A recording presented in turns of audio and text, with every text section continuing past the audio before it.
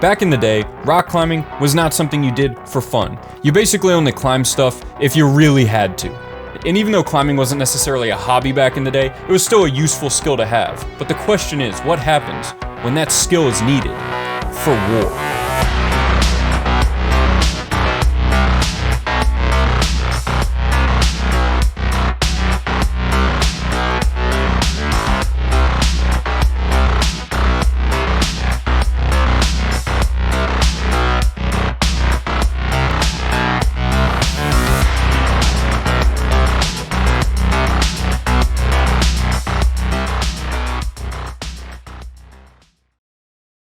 Now, I don't know about you, but when I think about rock climbing and wars kind of blended together, the first thing that comes to mind is people storming castles.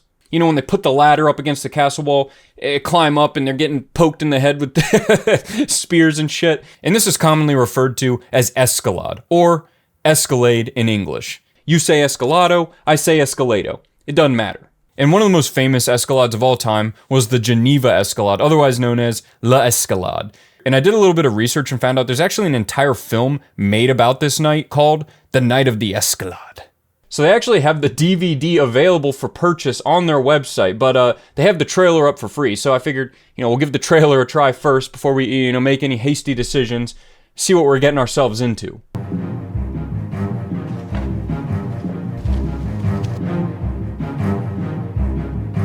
En montée, ce sont les degrés du paradis.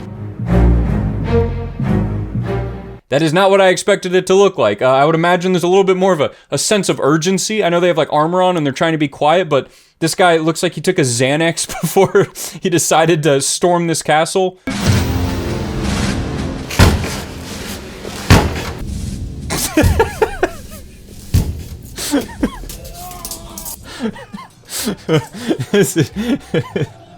I can tell you right now, you're never going to get that door open with that kind of attitude, all right? You got to put a little more effort into it than that.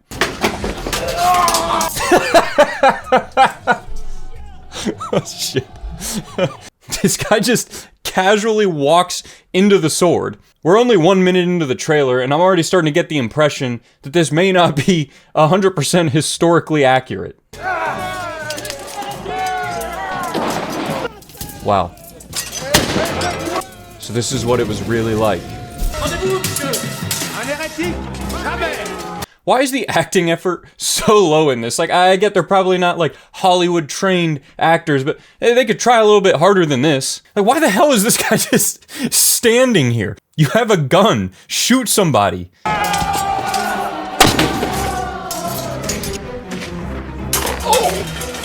So this part actually happened. This is historically significant, if you can say that. There was a woman who famously dumped a cauldron of boiling hot vegetable soup on the soldiers' heads when they were trying to storm the castle. Although, I don't think she threw the cauldron down itself like she does in this. And I'm also pretty sure that if she did do that, they didn't just stand there and watch while it happened. Alright, I think I get the idea. So the climbers did scale the wall and make it into the castle, but they did end up losing the battle, meaning that it's climbers 0, vegetable soup 1. But before we move on to our next battle, a quick word from this video's sponsor, Frictitious. Frictitious makes hangboards and doorway mounts so you never have to go to the gym to hangboard again. No more driving 20 minutes on your off day just to get a hangboard session in. I've had my frictitious hangboard and doorway mount for about a year now, and I probably hangboard more than I actually rock climb at this point. I actually use my frictitious hangboard on a daily basis, and since I'm hangboarding so much, sometimes I'm not at home, sometimes I'm going over to my friends, sometimes I'm going to my parents' house, I can just bring it with me and set it up there. You don't even need a hammer or a drill to set this bad boy up. No banging or screwing required. So if you want to try a frictitious hangboard for yourself, click the link in the description below, and if you get a doorway mount, you get 20% off any hangboard. It's that easy. You'll be hangboarding so much, you'll have fingers like Alex Honnold.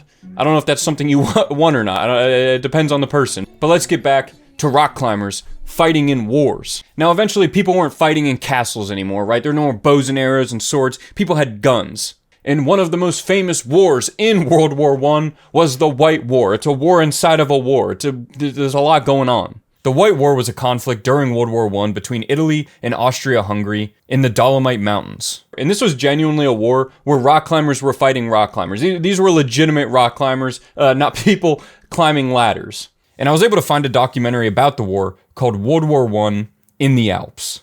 The Dolomites became one of the fronts between Italy and Austria. What is happening in this picture? There's like 100 dudes crammed on the side of this mountain. Somebody's belaying a cannon and a dog. Imagine that cannon takes a whipper. You want to be belaying that? Karl took up arms to fight what he saw as enemy encroachment on his beloved mountain homeland. But he ended up having to fight his Italian neighbors, the very men who once had waved at him from nearby peaks or shared a drink in the mountain hut he had built in the years before war broke out.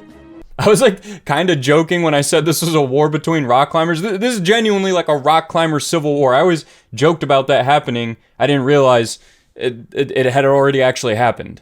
So the majority of this documentary follows a man named Sepp Innerkofler, who is a mountaineer from Austria-Hungary who fought against the Italians in World War I.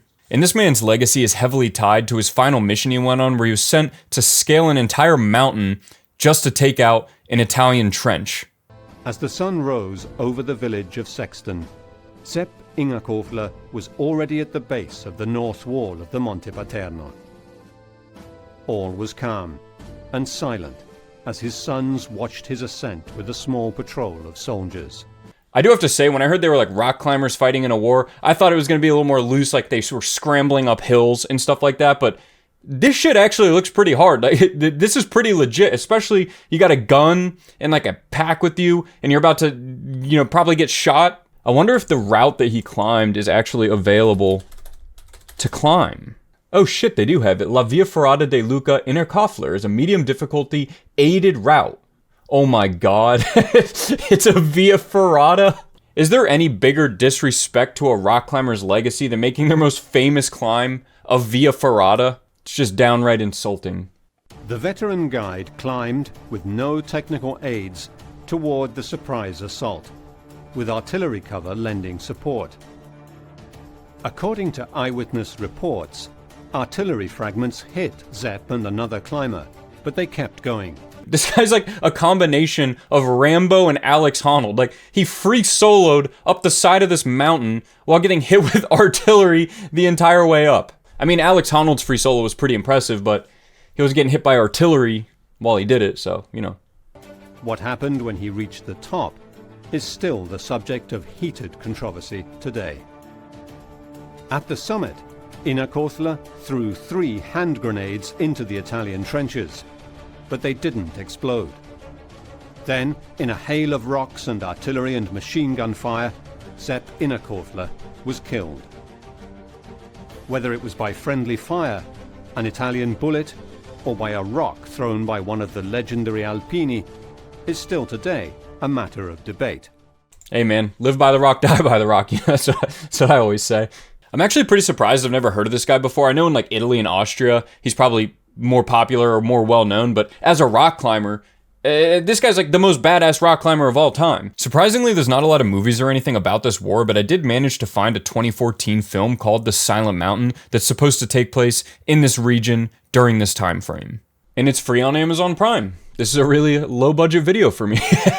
Now, right off the bat, the first thing I noticed was the movie looks beautiful, but there are way too many plot devices. Like, in the first 5 minutes, we find out just way too much information. The main character and the teacher both hate Italians, but the main character's sister is marrying an Italian, and the teacher loves the sister, but he hates Italians, so he hates her husband, and he also hates her husband because he's Italian and because he's taken the woman he loves away, and the main character who also hates Italians falls in love with his sister's new Italian husband's Italian sister, meaning he no longer hates Italians, but then the war breaks out, and now they're fighting the Italians. Just pick one thing. I get you got to set up the movie, but I'm just here for the rock climbing. All right, I don't need all these different plot lines muddling up my climbing experience. There's also this part at the beginning of the movie when the war first breaks out, and this chick does not want to go back to school, and she says this. Nessuna guerra può essere terribile come convinto. Amen, sister. I'm with you 100% on that one. So the movie starts to get its footing a little bit. There's a war, they do some rock climbing, play some music, do a little bit of this, a little bit of that, whatever that is. That's not funny at all, you morons. I don't know, I thought that was pretty funny. But one night when they make it to the top of one of the mountains, our main character hears something fishy lurking in the darkness. It's 100-meter drop. 123. No one can climb up here. Not even ibex.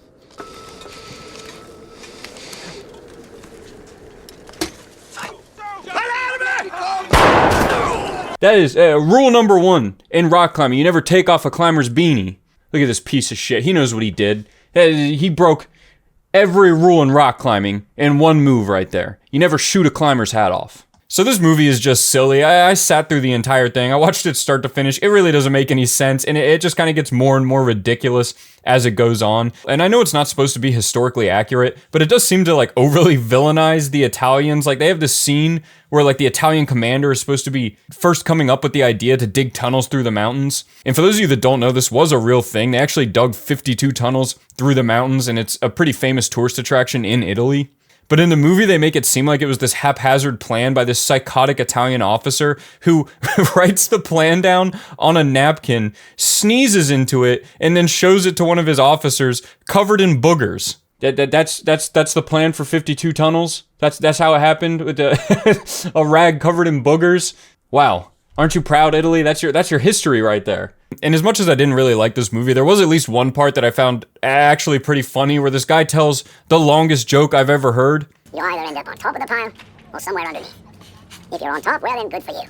But if you find you're underneath, you'll be left with 2 choices. Either you remain just as you are, or you'll become a tree. If you do stay as you are, well good for you. But if you become a tree, you've got 2 choices again. Because you either turn into a leaf tree or a cone tree of some kind. If you turn into a leaf tree, well then good for you. But if it's a cone tree you become, you'll find yourself facing 2 options again. You either grow and become a lovely piece of wood, or you're stunted and you get... If you grow and turn into a piece of wood, good for you. But of course if you're cut down, you'll find there's still 2 choices. You'll find you either end up in a sawmill, or possibly in a paper mill. If you find you're in a sawmill, then good for you. But if you end up in a paper mill, you'll find you have 2 choices again. You'll eventually turn into either writing paper, or possibly toilet paper. If you become writing paper, good for you. But if you turn into toilet paper, you'll end up having your head in someone's ass. Jesus Christ, that joke sucked. Now, unfortunately, there aren't any real modern examples of rock climbing in a war. It's just not super necessary anymore. I also don't even know what a modern example would be anyway, like somebody doing a 5-move paddle dyno over a machine gun nest. And also, speaking of modern climbing, if you like memes, check out my newsletter, 5mememonday.com. It's where I post 5 memes every Monday. Yeah, it's exactly what it sounds like. And you should really take time to appreciate your memes anyway. You know, they're a real good distraction from the hardships of life, which they didn't have in our next battle in World War II. So the US military famously created a unit called 10th Mountain during World War II to specialize in mountain warfare. And there happens to be a famous documentary called The Last Ridge about a battle fought by the rock climbers of 10th Mountain during World War II. For 6 decades, this remarkable division has put fear in the hearts of America's enemies in the world's harshest terrains, revolutionizing winter mountain warfare abroad and winter sports at home. That sounds like the greatest job ever. You get to deploy, climb mountains, and kill Nazis, and then you come home and you just ski all day. I was born in the wrong generation. Charles Minot Dole was the legendary head of the National Ski Patrol. He brought his vision of mountain troops to an unwilling military dedicated to flatland fighting. Olympic athletes, expert skiers, and climbers rushed to join the ranks. Now, this was back in the 1940s, but imagine if this happened today. Like, if Sean Rabitou signed up for 10th Mountain. There's a machine gun nest on top of Burden of Dreams, and there's only one man that can take it out. So what ends up happening is the soldiers from 10th Mountain get sent to take over this mountain that's occupied by German soldiers, because there's one side of the mountain that the Germans don't cover because it's considered unclimbable. We approached the top of the ridge in a fog. We could not see anything, and the snow was about 3 or 4 feet deep. We pushed up over the ridge at that last minute. The Germans were still eating breakfast. I think the Germans were very surprised to see the Americans coming up from the side that they had declared unclimbable. I actually feel kind of bad for the Germans in this scenario, just because I imagine how frustrating that probably is. Like, imagine you're on top of El Cap and you're like, we gotta hold El Cap. We got machine gun nests everywhere. We don't gotta worry about this side. That's the Dawn Wall. Nobody's gonna come up that side, right? Pretty straightforward. Just cover everything else. And then fucking Tommy Caldwell just comes up behind you and starts slitting everybody's throats in the middle of the night. So the mission ended up being a success, and 10th Mountain took the mountain range. I know World War II is considered like a team effort, but by the looks of it, it looks like rock climbers are the reason we won World War II. Rock climbers saved the day. Forget about D-Day and the 82nd Airborne. It was all rock climbers. Thanks for watching the video, everybody. I actually genuinely learned a pretty good amount about some World War I, World War II, and Swiss history while making this video. So that was pretty cool. And thanks again to this video's sponsor, Frictitious. If you guys want to try a hangboard at home, once again, buy a doorway mount. You get 20% off a hangboard. It's a great deal. Try them out. Click the link in the description below, and I'll see you guys next time.